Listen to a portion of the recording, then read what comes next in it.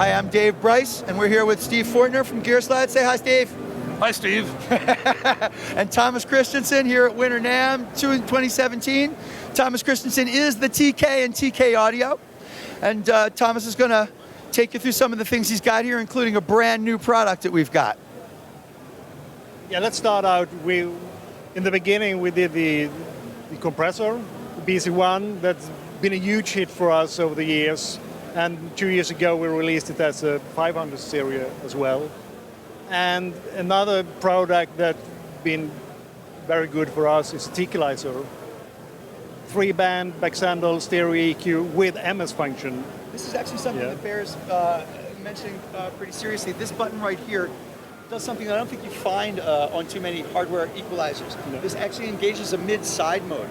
And what that basically, you want to explain what that does?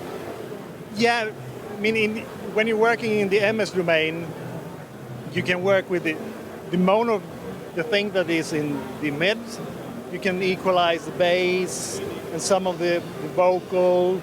And on the other side, the side information, you can do some equalizing on the drums and stuff like that, overhead drum, this things for drums that is panned out without affecting the mid information. In other words, when mid-side mode is engaged, actually what happens is one side is the left plus the right, the other side is the left minus the right, and what the effect is, instead of this side doing left and this side doing right, this side does the center of the mix, and this side does the two edges of the mix. So if you want that's what Thomas was saying, is you want the kick and the snare in the middle, and want to EQ that and leave the whole rest of the mix alone. This will allow you to do that. There's even a toggle switch that lets you cut one or the other off, so you can hear what's going on just in the center, or you can hear what's going on just on the sides. It's a tremendously cool thing that's available in plenty of software boxes, but not so many hardware boxes. Not a whole lot of hardware, that's true. No. And that's the TK-lizer is available as a two-space rack unit. Also came out, one of the most recent products up here, as a 500 series unit that is essentially the exact same thing as the rack Except space. for this one goes to 8, not to 11.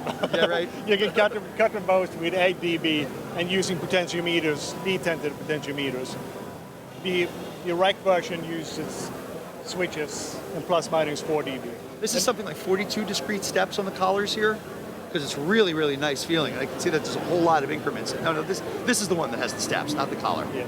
Dep. How many steps? 42? 41. 40. And this one is 6. 6. Okay. Yeah. Very cool.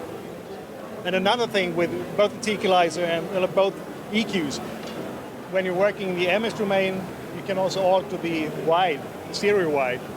If you turn down the side information, it will be mono. If you turn it up over 0, then you will spread the stereo spectrum. Other things that are really cool to me, the blender is one of the things that TK is really known for. A lot of people are into, they see compressors, and the compressors have the ability to do parallel compression, where you can bring up a wet signal and a dry signal and balance them.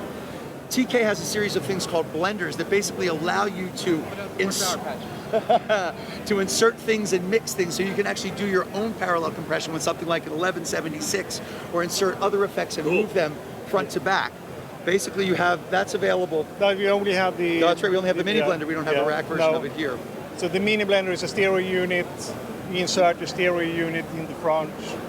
And we also have a mono version for like 1176 or LA2, LA3 or something. How much is that mini blender? Right, so you can basically go in and out of 2 different units and then control the balance between them right here. It's also kind of useful as just a quick insert. Yeah. Very nice. Yeah. So that's what's going on there, but we have a brand new product at this show. Thomas, if you want to tell about the... Yeah, it's a preamp. Based on it's been a quite good hit, the DP1 stereo preamp it's a higher gain input stage based on a Lundell transformer, Swedish Lundell, followed by a germanium stage. If you like to switch in the germanium stage, you will add some even harmonics, and you also lose some high end, it's more vintage sounding. And you can also switch in a Class A, transformer balance Class A output stage with quite nice low end and low mid character. And you have a sweepable high pass filter.